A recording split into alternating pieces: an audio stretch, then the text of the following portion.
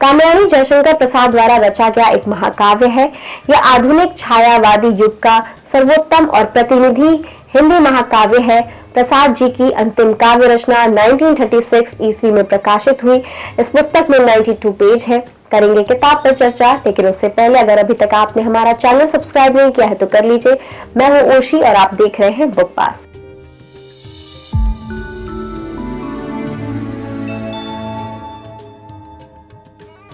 कामयानी का मुख्य उद्देश्य मन के साथ हृदय और बुद्धि के बीच चलने वाला मतभेद का विवेचन करता है। इस महाकाव्य की भाषा खड़ी बोली और छंद टोटक है। इसमें 15 सर्ग है। वह इस प्रकार है: चिंता, आशा, श्रद्धा, काम, वासना, लज्जा, कर्म, ईणा, स्वप्न, संघर्ष, निर्वेद, दर्शन, रहस्य, आनंद है। कामयानी जयशंकर प्रसाद की और संभवतः छायावाद युग की सर्वश्रेष्ठ कृति मानी जाती है। हिंदी साहित्य में तुलसीदास की रामचरितमानस के बाद हिंदी का दूसरा अनुपम महाकाव्य कामयानी को माना जाता है। यह छायावादी युग का सर्वश्रेष्ठ महाकाव्य है। इसे छायावाद का उपनिषद भी कहा जाता है। कामयानी में मुख्यतः 3 पात्र है। पहला आदि पुरुष मनु, दूसरा है श्रद्धा, तीसरा है ईड़ा। कामयानी में श्रद्धा को हृदय का प्रतीक बताया गया है।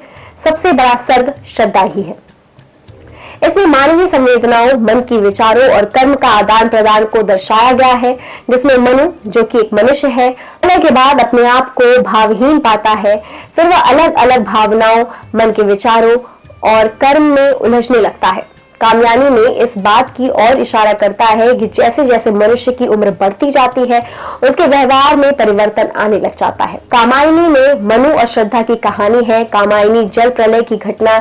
जब भोग विलास की चरम आ जाता है तो प्रलय हो जाती है, जिसका कारण बना देवताओं का निर्बाध विलास।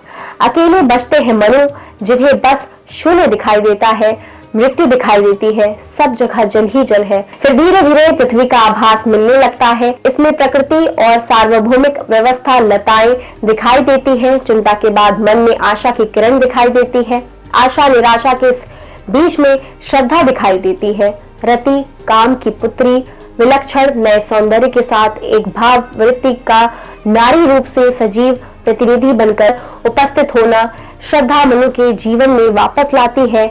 इस सहचार में श्रद्धा जब मानव कुमार को जन्म देने वाली है, ठीक उसी समय मनु चले जाते हैं।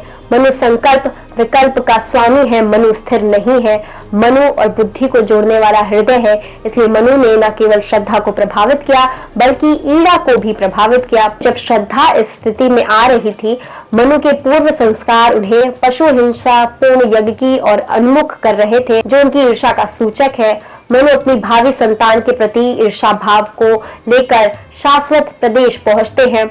वहां बुद्धि की प्रतीक ईड़ा इनके सामने है। श्रद्धा मनु से कहती है कि तुम मेरे हृदय की दया भावना, ममता, प्रेम और अगाध विश्वास के अधिकारी हो। इनमें से तुम जिसे चाहे अपनी इच्छा से ग्रहण कर सकते हो। कामयानी मनु और श्रद्धा की कहानी है, जिसका सारा इतिवृत्त मनु और श्रद्धा के मिलन, वियोग, पुनर्मिलन, पुनर्वियोग, मनु और ईड़ा का मिलन, सारस्वत नगर का निर्माण, जन विरोध, रहस्य, भेद और आनंद की प्राप्ति आदि घटनाओं से जुड़ा हुआ है।